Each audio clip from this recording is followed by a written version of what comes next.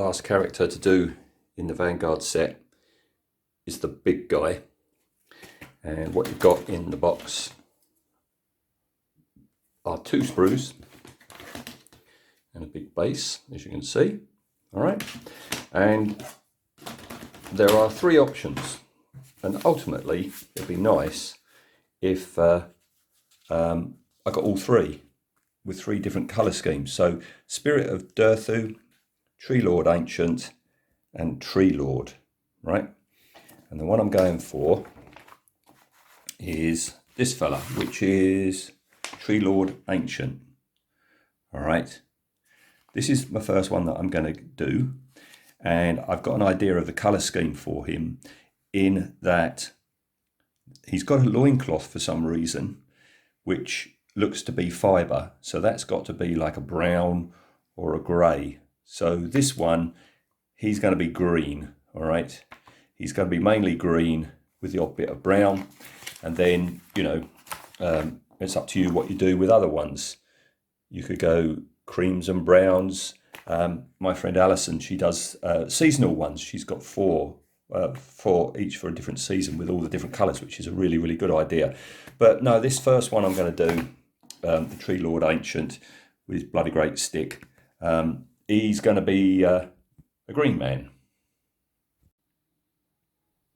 You'd think a bigger model would mean you've got less fiddly bits, but oh no. So this leg section, you've got 2 parts when there don't need to be 2 parts for his hip section. The upper thighs are 3 parts to each. The bottom part of the leg is 2 halves when it don't need to be 2 halves. The foot is 2 halves when it doesn't need to be 2 halves.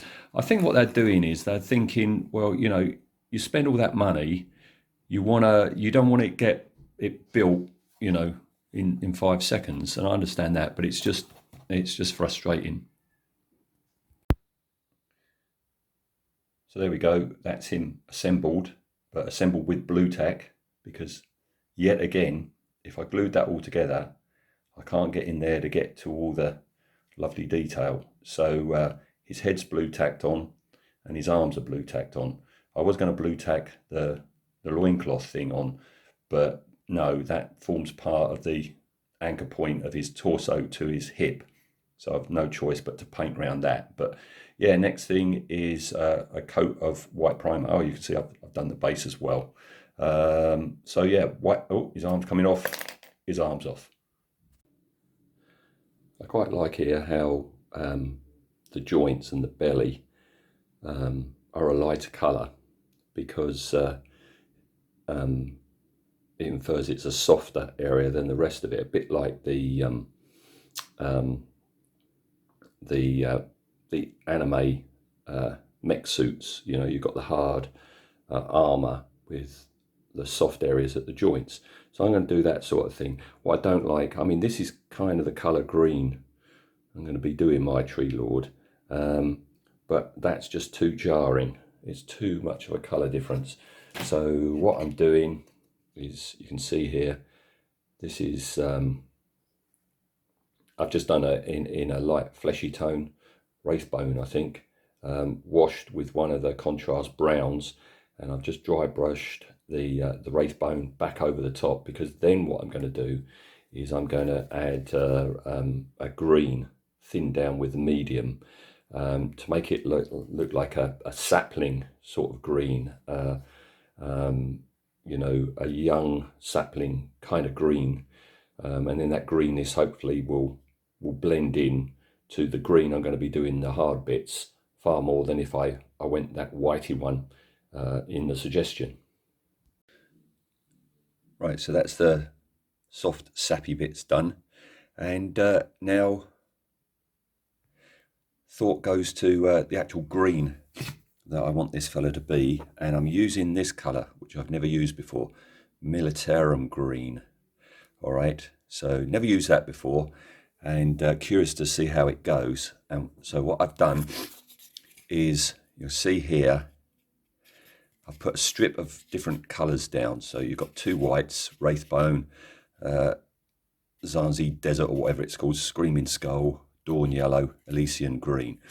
And then I painted a strip of that green across. It's very crude, but it gives me an idea of just, you know, the brightness level of this green. As you can see, green on green obviously is darker. Green on yellow gives you a yellowy green, and green on white gives you a white green. I'm going to ignore this one and this one and this one. So what I've done is, some areas I've done in the Elysian green, all right, like all around that bit there. Like the palms of its hands I've done in the yellow, and other areas in the Elysian green. So next thing is to, excuse me, I'm coming down with a cold, is block all that in with the Militarum green. I tried doing blue for the inside of the eyes and it just wasn't working.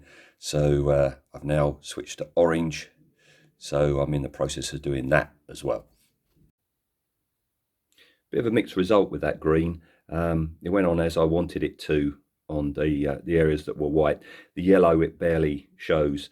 It shows kind of sort of, as you see on the foot there, that was in that Elysian green. So that's darker. All right, so I'm going to warm it up a bit. I think I'm going to put some washes on this. This green's a bit too blank. Yeah, done his loincloth, and now I'm blocking in everything with Elysian green, and from a distance that Elysian green is not too far removed from the bespoke colour I put on his soft bits, but I'm going to darken that down with Beltane green and dry brush. So hopefully we're going to get a mixture of greenness. Not far off now. Just going in, putting some more colours in just to break up some of the green in places. All right, base is almost done. Almost ready to put some grassy bits in. Bit of a pain here, this tendril thing snapped off. So I've glued, you see there, I've glued it back on with super glue, and there's a bead of super glue I put on top, because I've got super glue on the joint and then there's a bead of it on top, and I don't mind that because look, you've got knobbly bits as well. Still, I'm in an RM what to do colour wise for this, because this is like whipped tendril things. I think just the yellowy green, much more yellowy green than anything else. Yeah, arm's nearly done, staff's nearly done.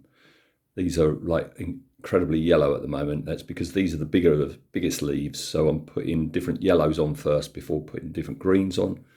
I don't know if these are meant to be mushrooms just here, but I've painted them as if they are some sort of fungi growing on the wood. All very brown, isn't it? All very brown and green. The only bit that's not, of course, is his eyes and mouth, and they've been gloss varnished now, like so. Again, trying to just pick out the individual leaves. These are almost going to be like ivy leaves on his, going down onto his beard, and just doing that little area at the bottom of his beard, and then continuing. Also, you know, he's mainly green and brown, but I'm determined to have the browns different. You can see there, the browns are completely different to each other, which is what I wanted. So yeah, not far off now.